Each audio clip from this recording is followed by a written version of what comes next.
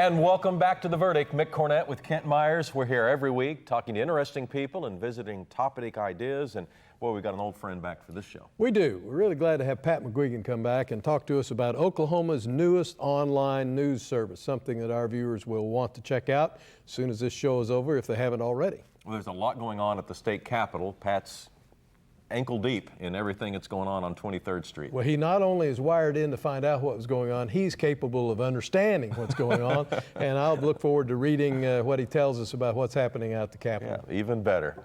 Pat McGuigan, today's guest on The Verdict. We'll be right back.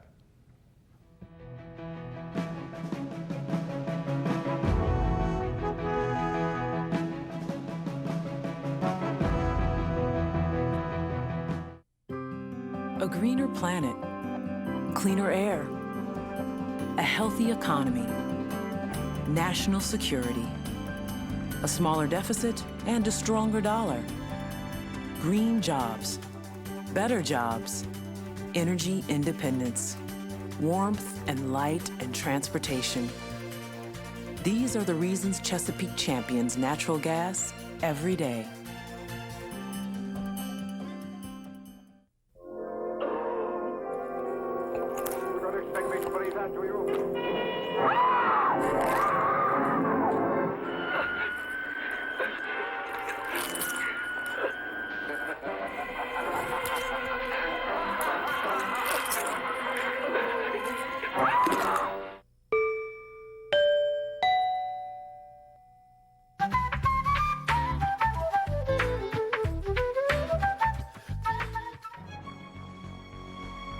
Wilsey, Meyer, Eatman, Tate.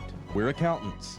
We do taxes, business valuations, estate planning, and consulting. And we're right here in Oklahoma, working with the owners of small and medium-sized businesses.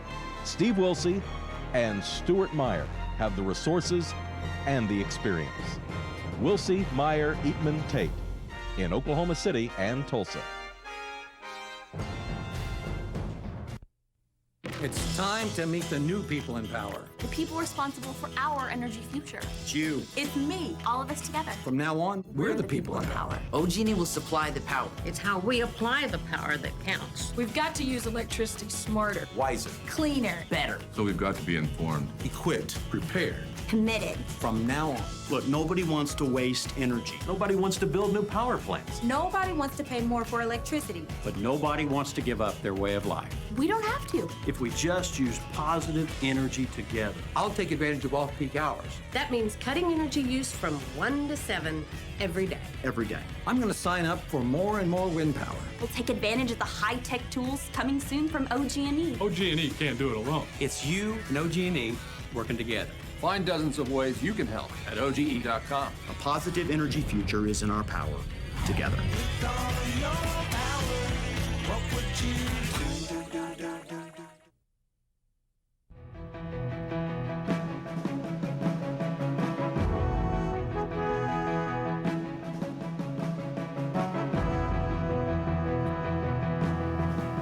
And welcome back to The Verdict. Mick Cornett with Kent Myers. Kent's going to introduce today's guest.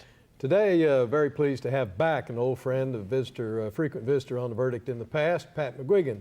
Pat is the editor of Capital Beat OK News Service, the newest news service in town. He served as editorial editor of the Oklahoman for 12 years, has executive experience in the Department of Labor, serving as the Deputy Commissioner of Labor for a couple of years. He's also a certified teacher, has worked with the Alma Wilson Seaworth Academy, and he's been an author of a number of books and articles. He's an award-winning journalist, and we are really pleased that he's back in Oklahoma with the Capital Beat OK and joining us today. Pat, welcome. Well, I'm glad to be here. Glad to have you. All right, let's talk about Capital Beat OK, because this is relatively new for people that watch news and follow news, especially at the state capitol. They're going to want to know what this is about. Well, we're trying to supplement what's already there. If you stop and do analysis, the numbers, the raw numbers of Capitol reporters around the country have declined rather precipitously.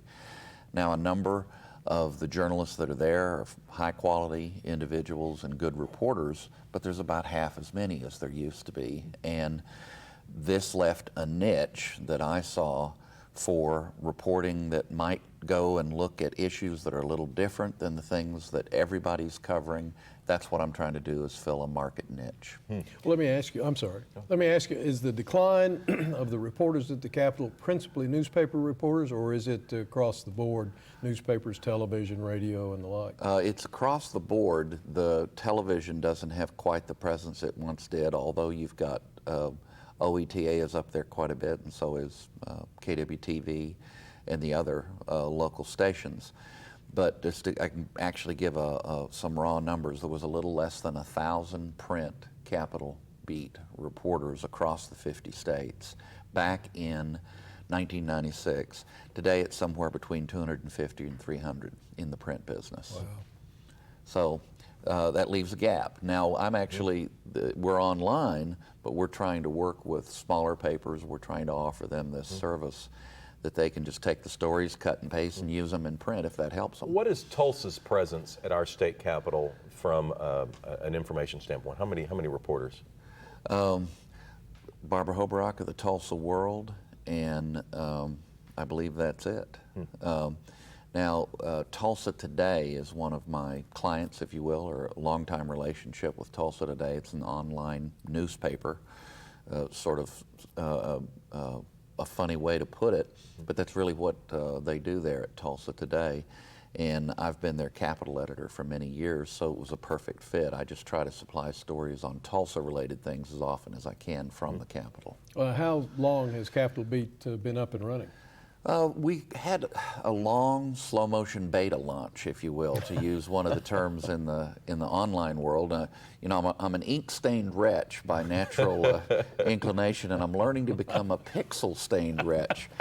I wish that was original. I heard one old reporter say that back east, and so I adopted it. Well, anyway, we began in the fall, and I knew where this was headed back in the summer, so I started casting a lot more of my reporting at the City Sentinel, my little weekly, and for Tulsa Today in the direction of state policy. And then we actually made the site active and invited people to it in the fall, took our time, tried, tinkered with the way it looked and everything a little bit, and then went fully active just before the beginning of the new year. How do you get information when you're a Capitol reporter? Do you travel outside of the Capitol office, of the press office, to go visit with staff or with elected officials, or do they come to you? How does that work? A lot of them are real good about bringing stuff to us. At the same time, sure, I get out and walk the halls, and in fact, some of the most interesting encounters are these very active groups that come to the Capitol on the 4th floor rotunda just down the hall from the press room. You learn a lot, by talking to those folks. But sure, I had one day that was particularly, I wouldn't say this was typical, did a lot of regular reporting, reading reports, trying to pay attention to what was going on in the hearings, and it so happened that due to cancellations and one thing and another, in one day, I had literally back-to-back the Senate Majority Leader, Todd Lamb, Glenn Coffey's assistant, and then ran over and got an interview with Danny Morgan, who's the House Minority Leader, literally back-to-back, covered some of the same issues. They weren't light years apart, but of course had different perspectives. So the quick answer is you read a lot, you think about what it means, you try to burrow in and find the numbers, and then you talk to people with differing points of view. Here in Midtown, already on the website from Midtown, Oklahoma City, I have good interviews with both Al McCaffrey and David Dank, a couple men that respect each other, but to put it mildly, disagree on issues frequently. Well, in the fast-moving world out at the Capitol, at least the information flows fast. How do you maintain, or what procedures do you have to ensure accuracy on what you're giving? I know when you were with the Oklahoman in charge of the editorial page, you did an awful lot of other checking to make sure that what you were printing was accurate. I have been a reporter since I was in high school, essentially. Even when I was in college studying history, I still worked for the Daily Oak Collegian, and I worked for my high school paper. And there's no substitute for shoe leather. There's no substitute for multiple sources, talking to all sides and points of view. And then if you're doing journalism as opposed to writing a commentary, be a check on yourself, you know, to try to really keep it down the middle in terms of a point of view, because you want to provide enough information in a typical story, even if you're covering one side of a question.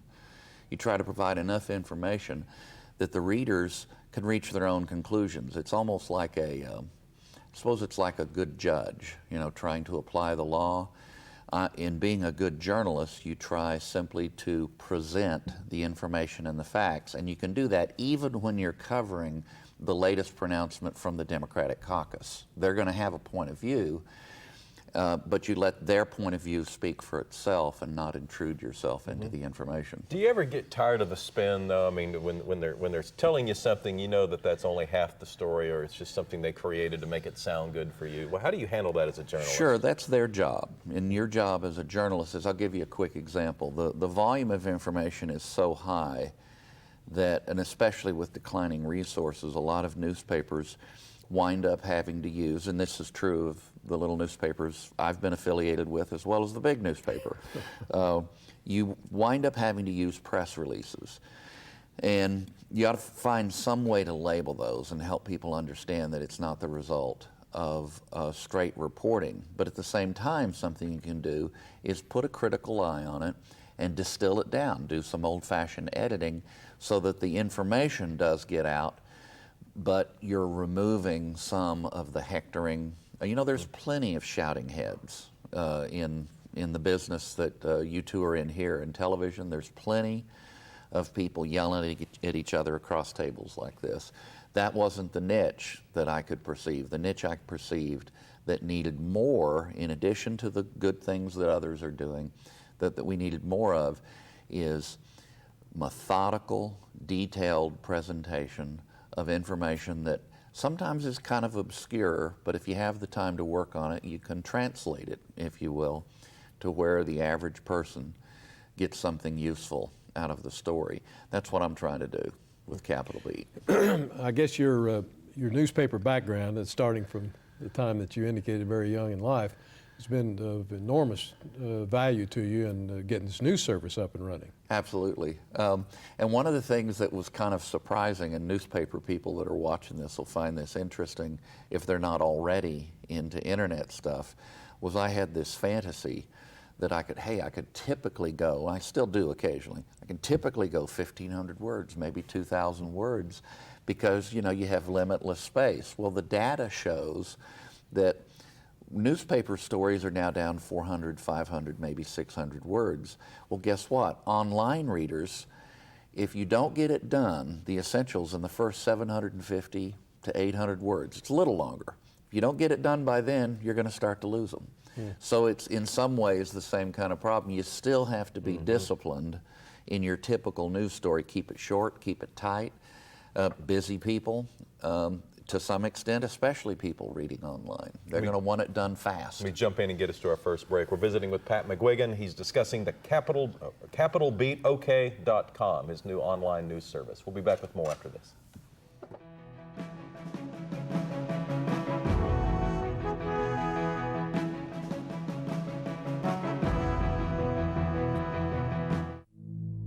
To be Chickasaw, you have strength, you have faith, and your family comes first. I was diagnosed with FSGS, which is a progressive kidney disease that leads to kidney failure. I believe that being Chickasaw makes me strong. It made me a strong mother for Melissa. She told me that day, don't worry, I'll be there for you. I've got 2 kidneys, you can have 1. They took me in first, and we just hugged each other, and I said, Melissa, it's almost time, it's gonna be all right. My mom has given me life twice, and how do you ever thank someone for giving you a second chance? Through those challenging times, my family and I knew that we were gonna get through it, that we are a Chickasaw family, and that whatever obstacle may arise, together we will conquer it. The oil and natural gas industry helped provide a revenue that feeds our schools, providing a better education for not only my kids, but for children all over the state. It will allow the schools to buy better equipment. We'll be able to hire qualified teachers, all around to have a better educational experience. The future has never been brighter for our students here. We should be very proud of the oil and gas industry in Oklahoma.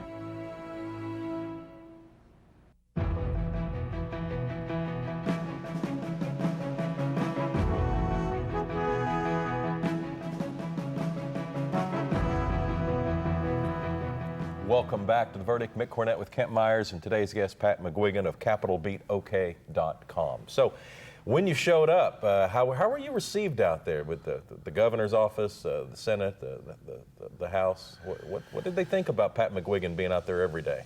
I think there was some concern, maybe on the part, especially on the Democratic side of the aisle, except that one thing about hanging around and being in the city and in the business of news and even the business of commentary for a good many years is that you form relationships and people know you beyond whatever stereotype somebody else has created. And a good example of that would be McCaffrey, who I mentioned earlier, and Andrew Rice. They represent my part of town, you know, the heart of Oklahoma City. And I've had a good relationship with them because of the little newspaper I was editing, because they're, you know, kind of pillars in that part of the community. Mm-hmm. And I just covered them right down the middle for several years. So that helped, I think. I don't know if they ever talked about me or not, but the fact that I had the relationships already in place helped. Mm-hmm. And then people like Danny Morgan, you know, 8 years ago I played a round of golf with him. And we've been friends ever since. So it's been positive, the short answer. Now the Henrys and the McGuigans go back to the early part of the 1990s, our family friendship. So there was no problem there. Difference in some degree of a worldview, but not dramatic. And we're friends, and that covers for certain things, you know? Mm-hmm. Well, let me ask you this. Of course, all of us recognize that the budget shortfall or budget challenges is the huge story at the Capitol. What's the second tier most interesting story going on out at the Capitol beyond the budget? Well, that's a great question. I will tell you that I think that perhaps the most important story, other than the budget, and getting government right-sized, which is a little different than just grappling with a budget challenge. Other than that, I think the future of education policy is going to be absolutely essential. And what I mean by that is how much dynamism can we introduce into the system and still keep education affordable and accessible. I'm not going to speak in Sanskrit here. I'm talking about school choice, charter schools, as well as more robust forms of choice, which a lot of people believe are absolutely essential to the future of education, and it brings people together like Arne Duncan, the U.S. Education Secretary, and people like Glenn Coffey get on the same side of an issue, and that's quite an achievement. And the reason is there's a recognition that the era that we're in, money is not the sole solution. So you asked a very interesting question. I think the future of education structure, funding, policy, and how to make educational systems more robust and open to new ideas, that's probably the central challenge of the next few years. I understand the charter school aspect, and that's largely for the urban schools. What about the rural schools, and what about consolidation in urban and rural schools? Do you see fewer districts in the future, or do you see it staying the way it is? Well, that's a great question. The state, compared to other states, we have a high proportion of a very high number of school districts. Yes. And what you're seeing beginning to accelerate, but only modestly, is some consolidation in the sense of dropping back to K-8 districts and then having the kids go elsewhere for high schools in those rural districts. Candidly, the children going to those schools, some of the smaller schools, especially the ones facing economic challenges, would probably benefit from an acceleration of that process, still in a public structure. Now, having said that, you have a lot of interesting things going on. There's private schools coming up in places like Corn and in the eastern part of the state, south of Enid, schools serving all kinds of kids with all kinds of problems. And there's a lot of interesting proposals at the Capitol. I don't know that they'll necessarily get through this year, but that feed into that. I believe that you're going to see unusual coalitions and unusual discussions this session. And I don't know that it'll result in legislation now, but I believe it will eventually. Who will be the headline makers out at the Capitol in education reform, if you want to, or education reshaping of policy? Another good question. Let's see. I would say Jabbar Shumate, black Democrat, Tulsa, is a key player. I'd say that Judy Eason McIntyre, also from Tulsa, also a Democrat. On the other side of the aisle, Dan Newberry of Tulsa, a conservative Republican. Those three are actually working together on one of the more creative and provocative proposals out at the Capitol. Then watch for people like Tom Adelson of Tulsa and Andrew Rice of Oklahoma City, both cautious on education policy, but both with a proven track record of being open to some of these proposals coming from the other side of the aisle. They've both been men willing to work with conservatives, especially as you were pointing out on the urban-oriented questions. That's the kind of coalitions you may see actually accelerate after reapportionment, is those unusual alliances. Last session for the governor, last session for the Senate Pro Tem Glenn Coffey. How does that play into what's going to happen here in this session? And we got about a minute left in the show. Well, I hope, you would think that it might feed some statesmanship. They're both men who understand the complexity of issues and understand the difficulty of the time that we're in. The governor is actually the only one in a position of leadership who was around the last time we had an economic crisis of this nature, smaller in degree, in 2003. So I think you'll see compromise. I think the question is, will you see creativity as you look ahead at the fact that this may, bottom line, the challenges we're facing may be systemic, and that's going to require right-sizing and changing the way government operates. And Senator Coffey, do you think he'll be active this session, and partially because of his lame duck status? I think he'll be very active, and he's being very active. A good example is charter school. He's taken the lead. Charter school reform, right? Well, it's capitalbeatok.com. Pat, thanks for your service to Oklahoma and for all of us who just want to get more information out of the Capitol. It's a pleasure and a refreshing to see you back out there. Thanks. Everybody come visit the site. And it's a good read. Oh, thank you. Kit and I'll have a final word when we return right after this.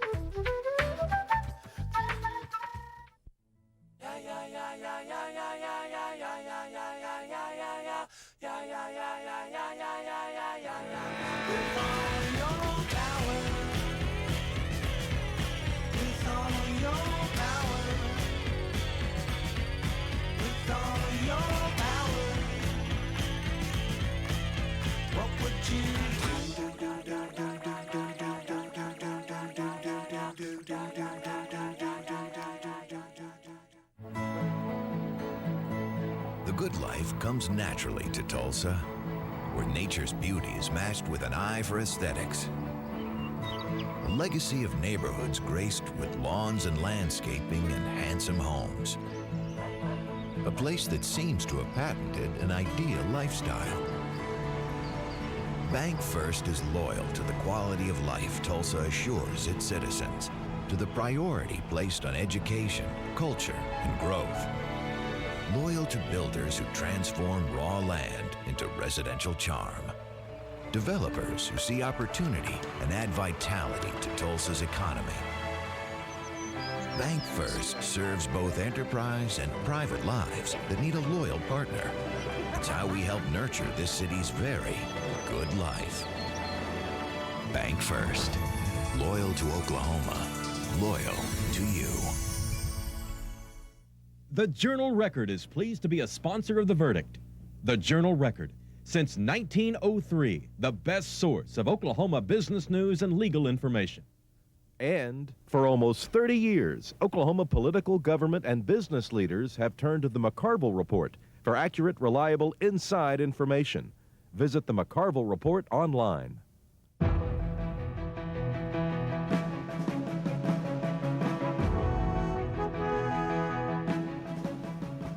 Welcome back to the set of The Verdict. Mick Cornett and Kent Myers. We're wrapping up a show where we visited with Pat McGuigan and his new site, capitalbeatok.com. It's good to have Pat back, rolling up his sleeves and getting after it. Well, you stole my line. That's exactly what I was thinking. That it's good to have Pat back, good to have him back on The Verdict, and he'll do really nice things. Because he, as I said at the opening, he not only can pick out what's going on, but he can understand, and he'll write it in a way that we can understand it. Incredible depth to his perspective, and of course his years of covering political news are very valuable. And in this day, as he said, of shrinking coverage, it's nice to see someone with that sort of depth getting involved. Yeah, his experience is at the highest levels of journalism and also down in the trenches, and he can combine what he's learned at both levels and really put out a good product. Let's put on the screen where people can go and see this website. It's capitalbeatok.com. It's a news service, capitalbeatok.com. And then, of course, if you've got an idea for a show you'd like to see here on The Verdict, head to our website, theverdict.tv. For Kent Myers, I'm Mick Cornett. We will see you next week with another show. We'll be meeting interesting people and visiting topical ideas right here on The Verdict. And again, go back to our website and tell us about a topic you'd like to see us discuss, theverdict.tv. We'll see you next week.